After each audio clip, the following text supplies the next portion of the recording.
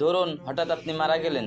গভীর রাত, চারপাশে নিস্তব্ধতা, মানুষের ঘরে আলো নিভে গেছে, কুকুরের ডাকও থেমে গেছে, শুধু বাতাসের হালকা শশ শব্দ। ঘরের ভেতর তুমি গভীর ঘুমে। হঠাৎ বুক থরফর করে উঠে বসে গেলে, মনে হলো শ্বাস আটকে আসছে। চোখ খুলে যা দেখলেন তাতে রক্ত হিম হয়ে গেল। তোমার নিজের দেহটা তোমার সামনে পড়ে আছে, চোখ বন্ধ, ঠোঁট নীরব, নিঃশ্বাস নেই। তুমি তাকিয়ে আছো নিজের লাশের দিকে। প্রথমে বিশ্বাস করতে পারছো না।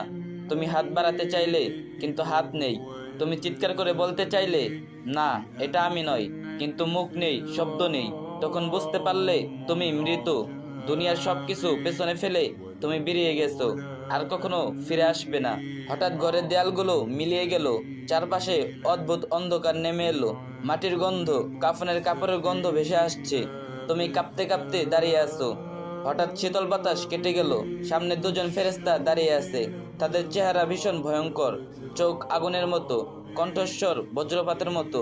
তারা তোমার দিকে তাকালো, এমন দৃষ্টি যা তোমার আত্মাকে বিদ্ধ করে দিল।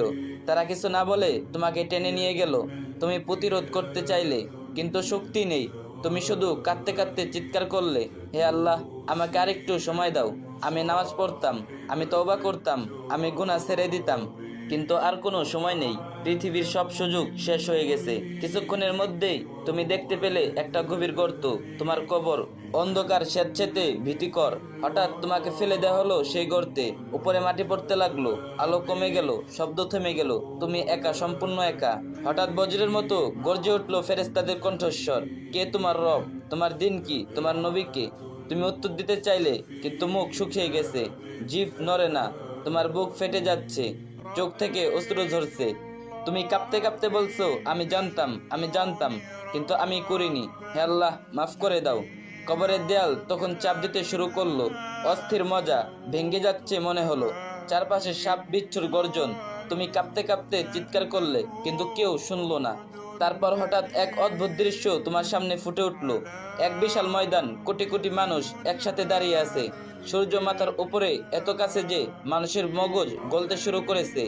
কেউ কাঁদতে কাঁদতে, কেউ দৌড়াচ্ছে, কেউ শুধু বলছে, ইয়া নাফসি, ইয়া নাফসি, আমার প্রাণ, আমার প্রাণ। তুমি তখন দেখলে নবীগণ দাঁড়িয়ে আছেন, উম্মতদের জন্য দোয়া করছেন। আর এদিকে জাহান্নামের আগুন গর্জন করছে। আগুনের শিখা এত ভয়ঙ্কর যে মনে হলো পুরো দুনিয়া গিলে ফেলবে। সেই আগুন তোমার দিকে ঝাঁপিয়ে আসছে। তুমি কাঁপতে কাঁপতে মাটিতে লুটিয়ে পড়লে, তোমার ঠোঁট কাঁপছে। হে আল্লাহ, আমি দুনিয়ার গুনাহ করেছি, আমি নামাজ ফেলে দিয়েছি, আমি ভুল করেছি, কিন্তু আমি তোমাকে ছেড়ে যাইনি। হে আল্লাহ, তুমি আমাকে বাঁচিয়ে দাও, আমাকে মাফ